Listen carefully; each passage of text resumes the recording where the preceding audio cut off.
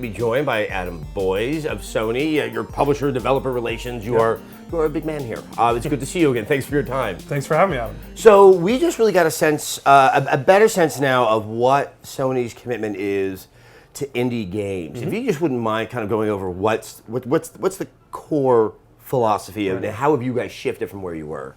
I think the core philosophy is really to stand behind developers and make sure that the process of them getting out on the platform is as easy as humanly possible. You know, a lot of times in the past, I think we did a lot of proprietary things that made it more difficult, and now we're trying to break that down. It helps when you have Mark Cerny, right, who's a game developer by heart, as the lead systems architect on the new platform. That sort of trickles down to an entire philosophical shift of making the entire process easier for developers to get on the platform. So let's talk about it, and you guys were quite open that there were mistakes with the PlayStation 3, the more kind of traditional corporate way of doing things. Why is that so entrenched? Like the old way it was being done. Well, I don't think it's really. It was a decision we made back then when the marketplace was different, right? We didn't have as many people that were in their basement that had the ability to make content, and now the world's a completely different place. So we need to be able to evolve and change to represent and reflect that. Now you have people that are making content, in their basement with 3 friends or whatever that want to get their content out to the world. Whereas 10 years ago it was a lot more different, right? You look 25 years ago and guys were doing that with arcades. But now it's sort of all coming back. So it's nice to be able to be there to facilitate that process of getting their games out there. So what is Sony's involvement? I mean, this almost looks like, it's like, yep, here's a platform, you can put a game on it. I mean, there must be some, obviously, for highly inappropriate content or something that might be a little bit odious in terms of what it might do to your machine or your emails. Yeah, no, absolutely. There's content guidelines that they have to adhere to. They also have to pass through the certification process, so ensure that it doesn't crash or do anything disruptive to the console. So there is sort of a couple stages they have to go through. But, making all the other aspects of it as easy as possible is key for us, right? So the concept submission, they fill out a form saying, here's one of the things I support on the platform, and then they're off the races building the content. They can check in with us and get feedback from us if they'd like, but basically the first time we see it after that one page that they fill out is when they submit the content for the review and ensure the certification compliance is there. Now, obviously, this is a lot of games, and they can set their pricing. So you could be looking at games that are 50 cents, that are $1. How is that not seen as potentially undermining Sony selling their own games? As sort of like, obviously what it is, I mean, yes, Sony makes a console, but they also make games out there. Yeah. I mean, how do you kind of maintain that balance? I mean, to us, it's sort of a free market economy, right? If they want to put it out there at that price and dabble around there and hope for a big volume play, then that's great. We kind of want to be there to allow them to experiment and try new things because it's important to us, because if it then works, then it could sort of, inform a lot of different decisions from developers and internal. I mean, we look at what other people are doing as well and we're like, hey, that worked out really well. Why don't we try things like that? So it's sort of like a big ecosystem of trying, sort of trial and error.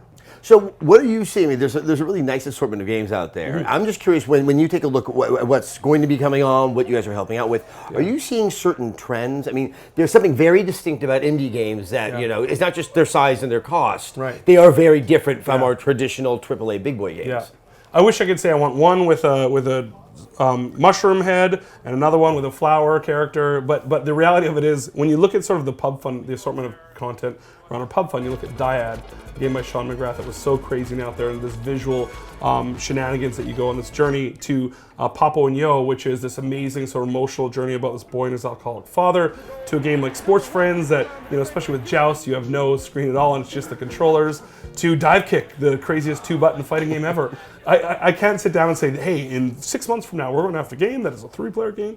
It's more about being part of the heartbeat of the the industry and going out there. We had 6 people at PAX East just looking at different pieces of content. We go heavily to a lot of different conferences, and also social media is the best way to sort of discover new content. So we're on that a lot, downloading games for all kinds of different platforms, and then calling the people up. Or sometimes they reach out and say, hey, really want to bring this game to a PlayStation console. So I guess something I'm interested in is there's this other platform that has been doing a lot of indie games. It's called the PC. So where do you sort of position Sony, PS3, PS4 as offering something more unique on their platform, so that like people just don't just go to the PC? Yeah, I think the way that I see it is that a lot of people have PCs, but when they fire it up, their intention is not to play video games, right? When people fire up a PlayStation device, they're there to play video games, and that's really the focus for us. You can say that I can bring a piece of content to the widest audience by, if I'm a musician and I want a lot of people to listen to me, I take my guitar and I go to Times Square and start jamming out a tune. Fortunately, people don't go to Times Square to listen to your little music, right? So what we try to do is focus on building an auditorium of the PlayStation Nation, right? People that are fans of games and want games and are hungry for it.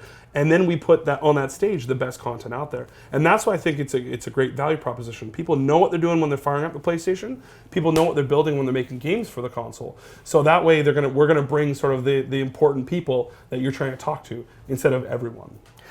Which brings me, I think was one of the biggest challenges that a lot of these indie devs face is curation. You know, they don't have a huge marketing and PR budget. You know, someone like me, I'm lazy. Someone sends me a press release, I'm like, okay, I'll cover it.